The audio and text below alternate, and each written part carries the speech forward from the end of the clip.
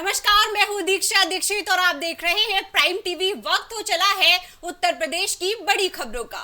उत्तर प्रदेश से लोकसभा चुनाव में करारी हार को लेकर बीजेपी में जारी सियासी पंचनामा अब तेज हो गया है। सूत्रों के हवाले से मिली खबर के अनुसार यूपी में हार पर भाजपा की प्रारंभिक मंडल लेवल की रिपोर्ट तैयार हो गई है। अभी दो और रिपोर्ट आने के बाद तीनों रिपोर्ट का मिलान किया जाएगा और तीनों रिपोर्ट के आधार पर मुख्य रिपोर्ट शीर्ष नेतृत्व को भेजी जाएगी। मंडल स्तर पर तैयार रिपोर्ट में कहा गया है कि मोदी और योगी के नाम पर खुद को जीता हुआ मानकर प्रत्याशी बहुत ज्यादा अति उत्साहित हो गए हैं और 2 बार से ज्यादा जीते हुए सांसदों से जनता में नाराजगी भी थी। साथ ही कुछ सांसदों का व्यवहार भी ठीक नहीं था। राज्य सरकार ने करीब 3 दर्जन सांसदों के टिकट काटने या बदलने के लिए कहा था, लेकिन उसकी अनदेखी हुई।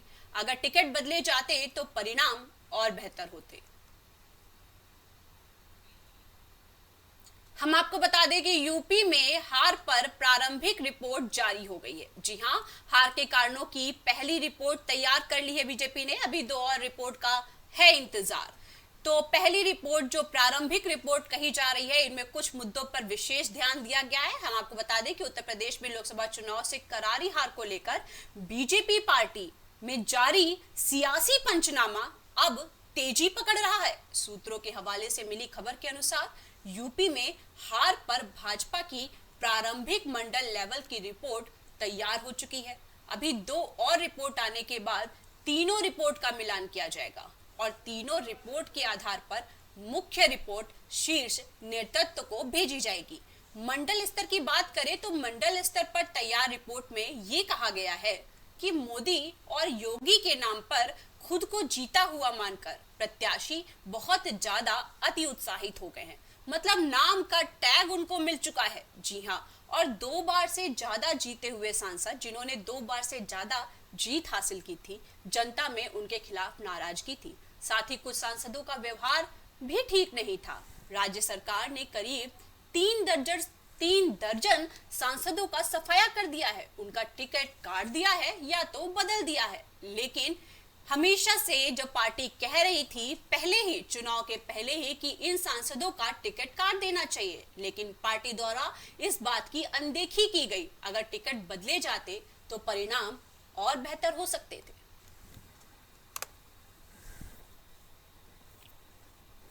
हम आपको बता दें कि यूपी में हार पर प्रारंभिक रिपोर्ट तैयार कर ली गई है। हार के कारणों की पहली रिपोर्ट अब तैयार है। प्रारंभिक रिपोर्ट आने के बाद दो और रिपोर्ट का है इंतजार। अभी दो और रिपोर्ट बाकी हैं।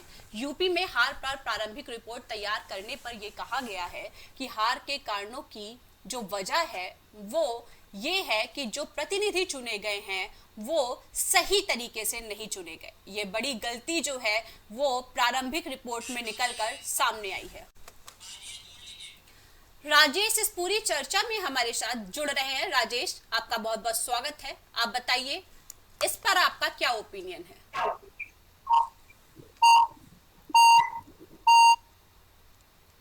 देखिए, अगर हम बात करें उत्तर प्रदेश में जिस तरीके से बीजेपी की हार हुई है, कहीं न कहीं अगर देखा जाए तो उत्तर प्रदेश में बीजेपी ने एक बार जो उसकी समीक्षा बैठक हुई, उसमें समीक्षा बैठक में जो प्रारंभिक रिपोर्ट आई है, कहीं न कहीं देखा जाए तो जो उसके प्रत्याशी उतारे गए थे, वो प्रत्याशी जो थे, वो कहीं न कहीं प्रत्याशी के अंदर वो चीजें नहीं थी कि जो चीजें होनी चाहिए थी। तो जाहिर-सी बात है कि पहली जो प्रारंभिक रिपोर्ट है, प्रारंभिक रिपोर्ट यही बताती है। अभी 2 रिपोर्टें बीजेपी की, 2 रिपोर्टें जो हार का कारण था, उसकी 2 रिपोर्टें और आनी है।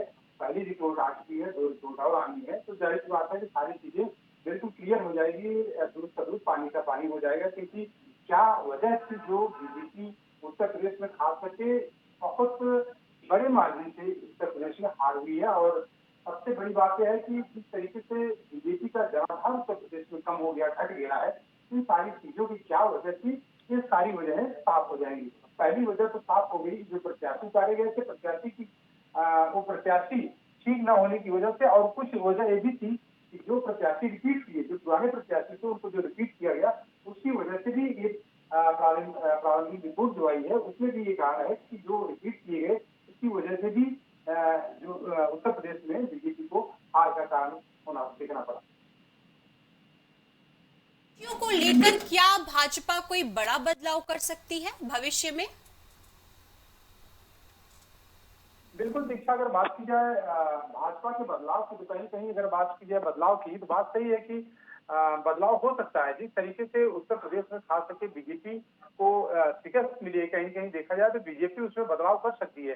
बीजेपी बदलाव जो करेगी, अब उसमें किस तरह की रणनीतियां बीजेपी बीजेपी बनाती है, किस तरीके से क्या उसका दिशा निर्देश होता है। जाहिर सी बात है, कभी आपको मैं बता दूं कि अभी कल आरएसएस के प्रमुख मोहन भागवत से भी योगी आदित्यनाथ की बात हुई थी, चर्चा हुई थी इन्हीं सारी चीजों पर। तो जाहिर सी बात है कि इन सारी चीजों को देखते हुए, चाहे आरएसएस प्रमुख हो, चाहे बीजेपी आला कमान हो, दोनों के राय से ही, दोनों के निर्देश के अनुसार से ही बीजेपी में जो भी फेरबदल किया जाएगा, वो दोनों के आधार पे, दोनों के दिशा निर्देश के अनुसार ही किया जाएगा। जी राजेश, किसी प्रत्याशी से आपकी व्यक्तिगत बात हुई है क्या इस बारे में? देखिए, हमारी कई प्रत्याशियों से बात हुई थी जिस समय बीजेपी को हार का सामना देखना पड़ा था। तो जाहिर सी बात है कि बीजेपी के जो प्रत्याशी थे, उनका कहना था कि कहीं न कहीं कि बीजेपी से भीतर का हाथ हुआ है। बीजेपी के जो खुद बीजेपी के कोऑर्डिनेटर थे, बीजेपी के जो नेता थे, उनके जो मतलब बीजेपी में जिस तरीके से उनकी अगर देखा जाए अंतर्कलह चल रही थी, तो कहीं न कहीं देखा जाए बहुत बड़ा कारण हुआ है। आपको बता दें कि उसका सबसे बड़ा एग्जाम्पल, आपको बता दूं कि सबसे बड़ा एग्जाम्पल मुजफ्फरनगर की अगर बात करें, मुजफ्फरनगर में संजीव बालियान और संगीत सोम का नजर आया था। दोनों नेता दिल्ली के ही हैं, दोनों नेता के बीच में अंतर्द्वंद, अंतरकलह जो था, उसकी वजह से वहां पे मुजफ्फरनगर में हार हुई। तो यही अंतर्द्वंद हर जिले में था, क्योंकि जो बीजेपी के कार्यकर्ता, बीजेपी के एमएलए, एमपी एमएलए थे, कहीं न कहीं देखा जाए बीजेपी से खुश नहीं थे। तो जाहिर सी बात है कि बीजेपी के आला आला आला कमान से, आला नेताओं से खुश नहीं थे, जिसकी वजह से बीजेपी को इतनी मतलब इस तरीके से शिकस्त देखनी पड़ी। और कहीं न कहीं देखा जाए तो इंडिया गठबंधन से उत्तर प्रदेश में इस तरीके से उनको शिकस्त मिली। जी राजेश, अगर हार और जीत की बात हो रही है तो भाजपा के लिए अयोध्या का मुद्दा काफी अहम हो जाता है। तो अयोध्या पर आपकी क्या ओपिनियन है? वहां से हार का क्या कारण है बीजेपी का? देखिए, अगर हम बात करें उत्तर प्रदेश में, उत्तर प्रदेश में एक हॉट सीट है अयोध्या, जहां पर प्रभु श्री राम चंद्र जी के मंदिर का अभी भव्य उद्घाटन हुआ है और प्रधानमंत्री मोदी ने किया था।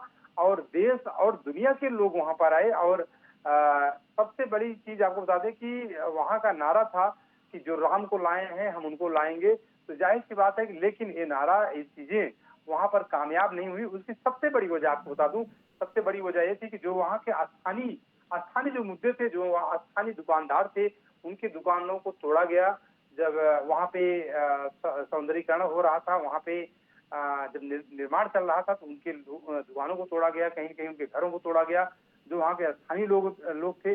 और दूसरी चीज आपको बता दें कि जो वहाँ के स्थानीय लोग थे, उनकी जमीनों को, कौड़ियों को भाव लेकर बड़े बड़े लोग, जो बाहर से बड़े बड़े लोग आकर वहाँ पे जमीनें ले लिए और उसको अच्छी कीमतों पर उसको वहां पर बिक्री की।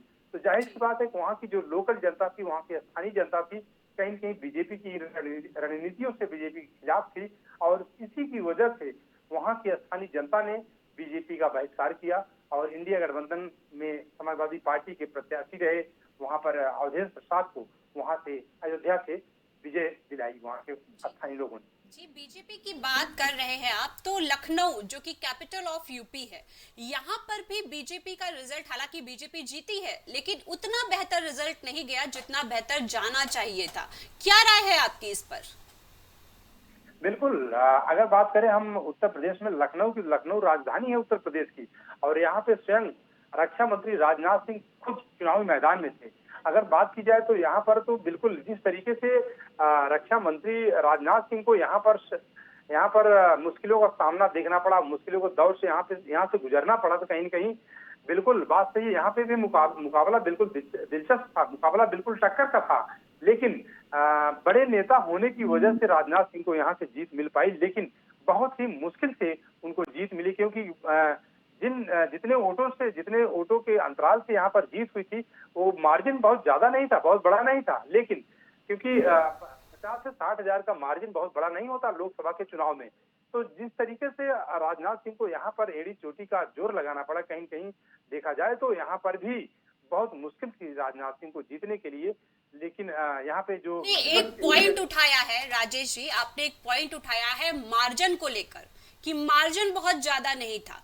तो लखनऊ की जनता क्या चीज फेस कर रही थी बीजेपी को लेकर, उसको क्या कमी वहां पे महसूस हो रही थी कि मार्जिन में इतना वेरिएशन देखने को मिल गया? देखिए, अगर हम लखनऊ की जनता की बात करें तो लखनऊ की जनता को मैं आपको बता दूं कि लखनऊ की जनता जो है, कहीं कहीं देखा जाए तो महंगाई की मार लखनऊ की जनता भी झेल रही है। और दूसरी चीज आपको बता दें कि जिस तरीके से अकबर नगर में एक बहुत बड़ी आबादी है, जहां पर लगातार बुलडोजर चलता आया, कहीं न कहीं इसका भी असर था। दूसरी चीज आपको बता दें कि जिस तरीके से पेपर लीक का मुद्दा था, ऐसे तमाम मुद्दे थे जो आम जनता को या युवाओं को परेशान कर रहे थे, जिसकी वजह से यहाँ पर राजनाथ सिंह को बहुत छोटी मार्जिन से जीत हासिल हुई। लेकिन अगर वहीं अगर देखा जाए, यहाँ पे कोई कद्दावर प्रत्याशी अगर होता राजनाथ सिंह के खिलाफ कहीं कहीं, तो मुझे लगता है कि मुकाबला बहुत ही दिलचस्प होता।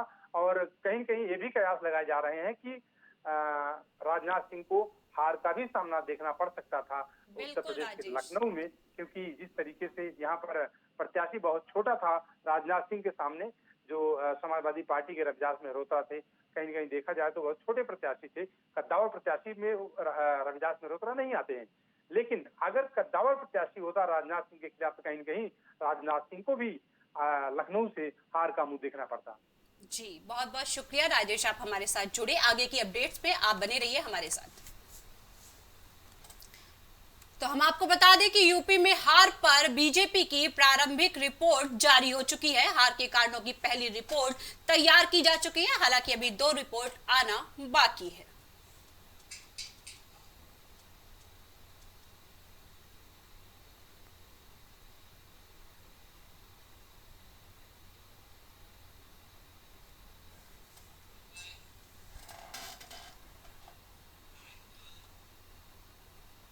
अब बात कर लेते हैं लोकसभा चुनाव 2024 में कांग्रेस का प्रदर्शन शानदार रहा है। निश्चित ही इस चुनाव में कांग्रेस ने कुल 99 सीटों पर जीत दर्ज की है। वहीं कांग्रेस नेता राहुल गांधी ने 2 लोकसभा सीट वायनाड और रायबरेली से भी जीत हासिल की है। नियम के अनुसार राहुल गांधी को एक लोकसभा सीट को छोड़ना पड़ेगा। ऐसे में राहुल गांधी वायनाड और रायबरेली में से कौन सी सीट छोड़ेंगे, इस पर आज फैसला होगा। वहीं हम आपको बता दें कि कांग्रेस सूत्रों से मिली जानकारी के अनुसार राहुल गांधी आज अपने फैसले की जानकारी देंगे कि वो वायनाड रखेंगे या रायबरेली। राहुल गांधी ने दोनों सीटों पर भारी मतों से जीत दर्ज की है और वो लोकसभा पहुंचे हैं।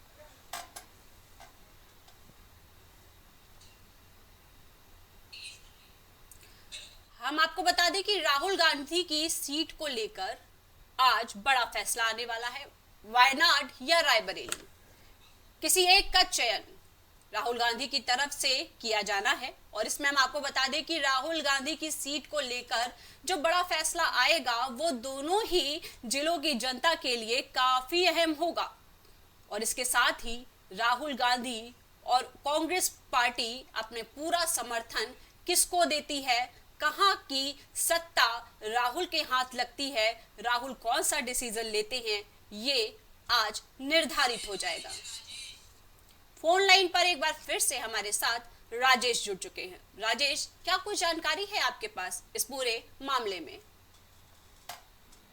देखिए दीक्षा, अगर हम बात करें राहुल गांधी की, तो राहुल गांधी बड़े नेता हैं। और दूसरी चीज आपको बता दें कि राहुल गांधी जिस तरीके से 2 लोकसभा सीटों से चुनाव लड़े थे, जिसमें एक वायनाड है और एक रायबरेली है, तो कहीं कहीं अगर बात की जाए दोनों सीटों पर, तो राहुल गांधी इस बार जो फैसला लेने वाले हैं, तो इस बार जो है वो वायनाड को छोड़ने वाले हैं और रायबरेली से वो बने रहेंगे। यहाँ से वो सांसद बने रहेंगे और वायनाड से वो छोड़ सकते हैं। दूसरी चीज आपको बता दें कि जो रायबरेली से बने रहने का मतलब है, सबसे बड़ी वजह जिस तरीके से इंडिया गठबंधन, खास करके कांग्रेस भी जिस तरीके से खास करके उत्तर प्रदेश में जिस तरीके से जनमत मिला है, कहीं न कहीं अगर देखा जाए कांग्रेस को, तो उसको लेकर राहुल गांधी की सोच जो है अब आगे फ्यूचर को लेकर है। तो फ्यूचर को लेकर कांग्रेस को उत्तर प्रदेश में बढ़त बनानी है। इन्हीं सारी चीजों को लेकर राहुल गांधी ने फैसला ले सकते हैं कि उनको राहुल यहाँ रायबरेली से ही उनको सांसद बने रहना है। और दूसरी चीज वायनाड से वो इस्तीफा दे सकते हैं। और वायनाड से देखो, ये तो देखने वाली बात होगी कि राहुल गांधी वहां से किसको प्रत्याशी बनाते हैं उपचुनाव के लिए। जुड़ने के लिए आगे के अपडेट्स पे बने रहिए हमारे साथ।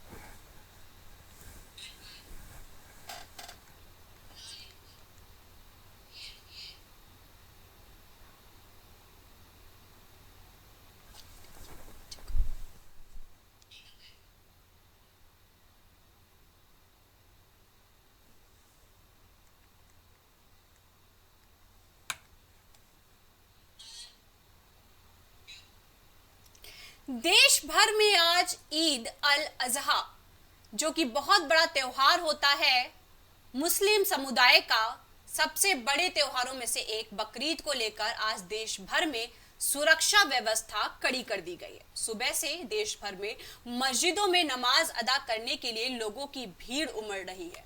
वहीं सीएम योगी ने निर्देश दिए हैं कि बकरीद पर कुर्बानी के लिए स्थान पहले ही तय होना चाहिए। इसके अलावा कहीं पर भी कुर्बानी नहीं होनी चाहिए। जो भी परंपरा रही है उसके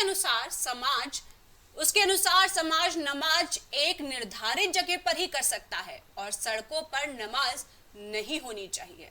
जी हां, सीएम योगी ने गाइडलाइन जारी कर दिया है मुस्लिम समुदाय के त्योहार बकरीद के लिए। मस्जिदों में लग रही है लोगों की भीड़। सीएम योगी ने किए हैं गाइडलाइन जारी। ईद उल अजहा की नमाज होगी आज। मस्जिदों में लगी है लोगों की भीड़। और हम आपको बता दें कि देश भर में आज ईद उल अजहा मनाई जा रही है। मुस्लिमों के सबसे बड़े त्योहारों में से एक बकरीद को लेकर देश भर में सुरक्षा व्यवस्था भी कड़ी कर दी गई है। सुबह से देश भर के मस्जिदों में नमाज अदा करने वाले लोगों की भीड़ उमड़ रही है। वहीं सीएम योगी ने निर्देश दिए हैं कि बकरीद पर कुर्बानी के लिए स्थान पहले ही तय होना चाहिए। इसके अलावा कहीं पर भी कुर्बानी नहीं होनी चाहिए। जो भी परंपरा रही है उसके अनुसार नमाज एक निर्धारित जगह पर ही हो और सड़कों पर नमाज नहीं होनी चाहिए। तो ईद उल अजहा पर नमाज को लेकर आज बड़ी अपडेट सामने आ रही है। हम आपको बता दें कि सीएम योगी ने इस त्योहार के लिए मुख्य गाइडलाइन जारी की है, जिसमें उन्होंने कहा है कि आज मुस्लिम समुदाय के सबसे बड़े त्योहारों में से एक बकरीद को लेकर देश भर में सुरक्षा व्यवस्था कड़ी कर दी गई है। सुबह से देश भर के मस्जिदों में नमाज अदा करने वालों की भीड़ उमड़ रही है। वहीं सीएम योगी ने निर्देश भी दिए हैं कि बकरीद पर कुर्बानी के लिए स्थान पहले ही तय होना चाहिए। इसके अलावा कहीं पर भी कुर्बानी नहीं होनी चाहिए। जो भी परंपरा रही है उसके अनुसार नमाज एक निर्धारित जगह पर ही हो और सड़कों पर नमाज नहीं होनी चाहिए।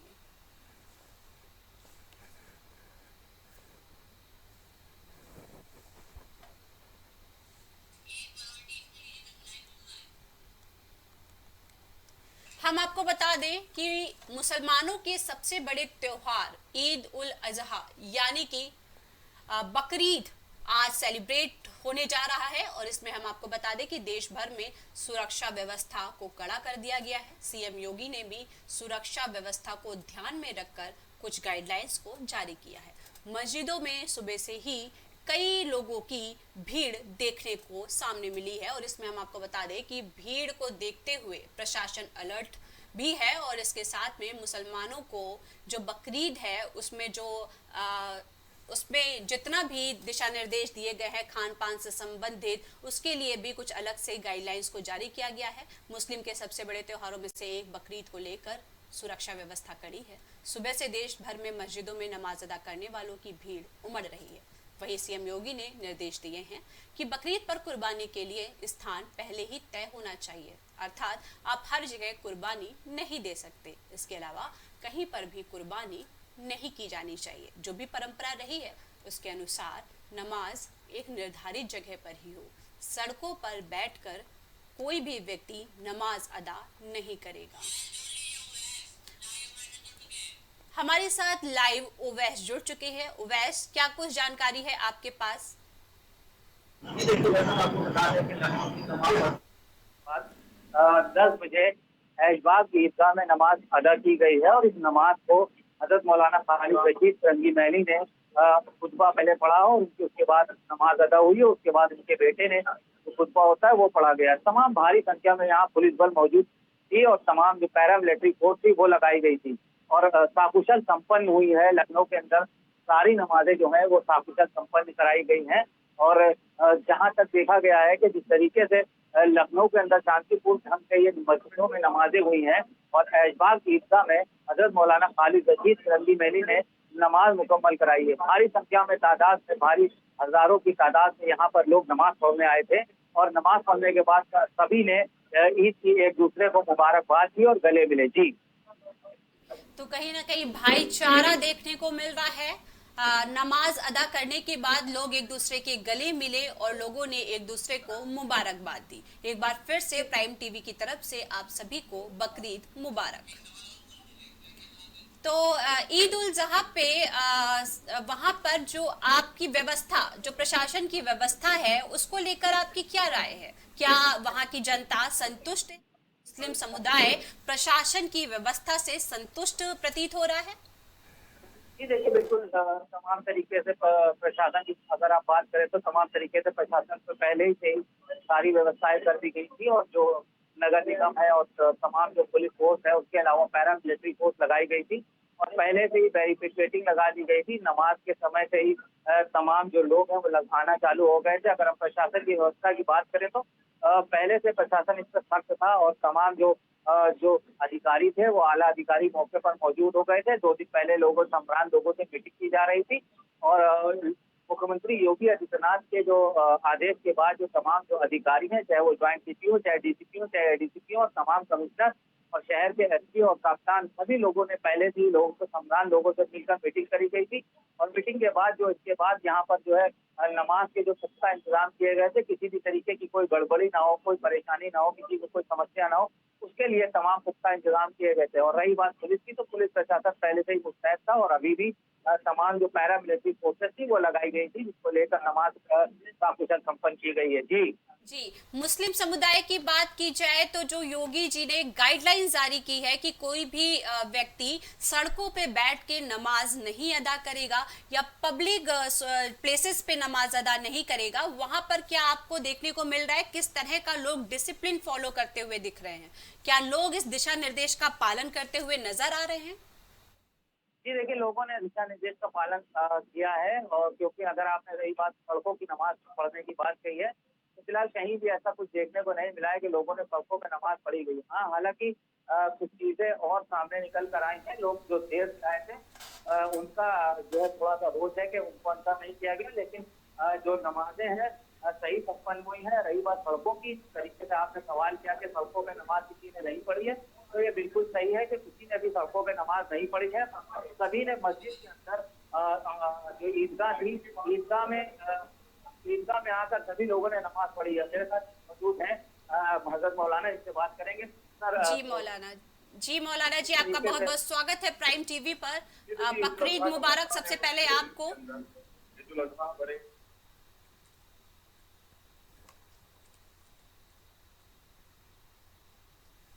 बहुत जरूरी है कि अल्लाह की राह में जानवर दबा करे और जानवर जब दबा करे तो उसके साथ भी ये है कि वो गरीबों में तकसीम करे, सिर्फ महज अपने लिए ना वो रख लें। इसलिए ये अच्छा मौका है। कुर्बानी का मकसद ही है कि हमारे अंदर दर्द हो, हमारे अंदर कुर्बानी का जज्बा पैदा हो, हम मुल्क के, मिल्लत के, कौम के काम आए और एक साथ एक दूसरे के दर्द और दुख को समझ सकें।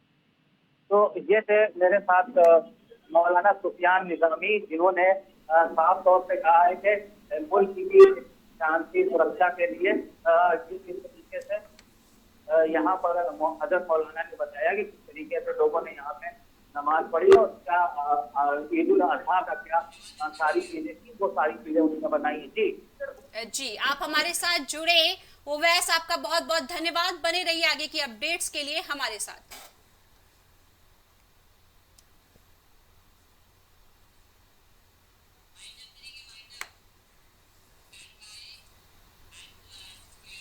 तो अभी तक की खबरों के लिए इतना ही। आगे की अपडेट जानने के लिए आपको लगातार बने रहना होगा प्राइम टीवी के साथ। कुछ भाव पुष्प। आप देख रहे हैं प्राइम टीवी, सच साहस सरोकार। हाजी चांद आलम, पूर्व चेयरमैन नौगावा सादात अमरोहा की ओर से आप सभी देशवासियों को ईद उल अजहा की बहुत बहुत मुबारकबाद। हाजी चांद आलम, पूर्व चेयरमैन नौगावा सादात अमरोहा। बच्चों के उज्जवल भविष्य के लिए चुने आदर्श जनता विद्यालय, गोला कस्ता रोड, उमरपुर, लखीमपुर खीरी।